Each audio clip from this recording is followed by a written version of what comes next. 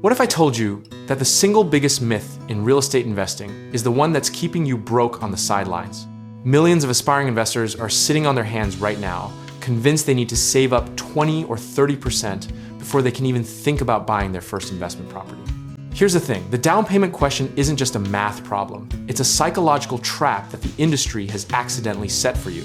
We've been conditioned by our parents, our banks, and every generic financial advice column to believe that more money down equals more responsibility, when really it sometimes just equals more money sitting still. Let's back up and talk about why this myth is so sticky in the first place. After the 2008 financial crisis, lending standards tightened dramatically, and the image of the safe, responsible buyer became permanently fused with the idea of putting a massive chunk of cash on the table.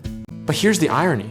That same crisis was caused largely by people with very little skin in the game. Yet somehow the lesson we collectively took away was that everyone needs to bring a suitcase of cash to the closing table. It's a little like banning everyone from driving because some people ran red lights. Now let's talk real numbers, because this is where things get genuinely interesting. Conventional investment property loans typically require 15 to 25% down.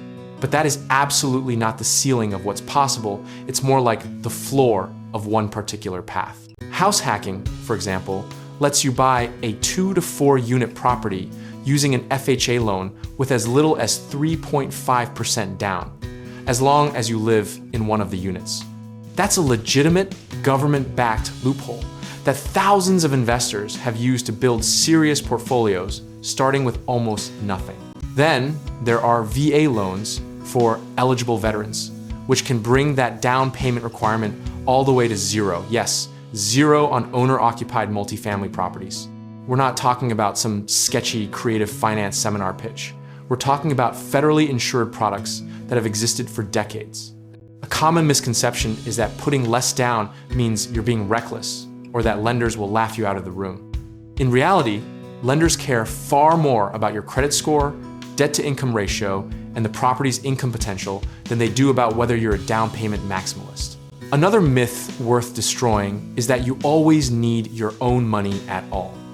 Seller financing, partnerships, private lenders, and DSCR loans, which qualify you based on the property's rental income rather than your personal income, have opened doors that the traditional banking narrative conveniently forgets to mention. Historically, the investors who've built the most wealth weren't necessarily the ones who waited until they had the perfect war chest. They were the ones who got in early, stayed disciplined, and let leverage work in their favor over time.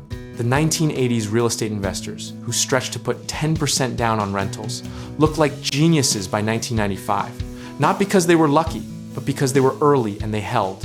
That said, leverage is not a free lunch, and we'd be doing you a disservice if we pretended otherwise.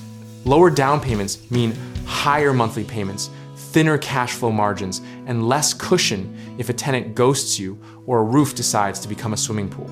So the practical lesson here is this: the right down payment isn't the smallest possible number or the largest possible number.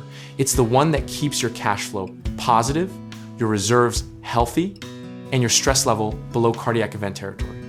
Run your numbers conservatively, stress test the deal at higher vacancy rates, and make sure you're not one bad month away from a very uncomfortable conversation with your bank. The discipline isn't in how much you put down, it's in the process you use to evaluate whether the deal makes sense at all. Conviction without calculation is just hope with a mortgage attached.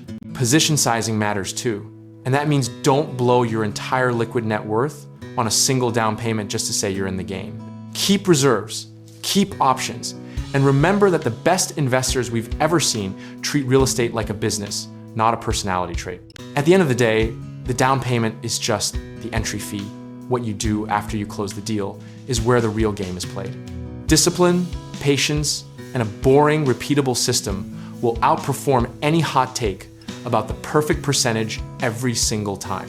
Whether you end up putting 3.5% down on a house hack or 25% down on a turnkey rental, what matters is that the numbers work, the reserves exist, and you're not making emotional decisions with rational money. We're genuinely comfortable with whatever outcome gets you into a good deal responsibly, because a good deal at 15% down beats a bad deal at 0% every day of the week. And if you're ready to stop theorizing and start actually moving, check out our links in the description below. Whether you need help getting started in real estate investing, finding contractors for rehab work, or connecting with lenders who understand investment deals, we've got you covered.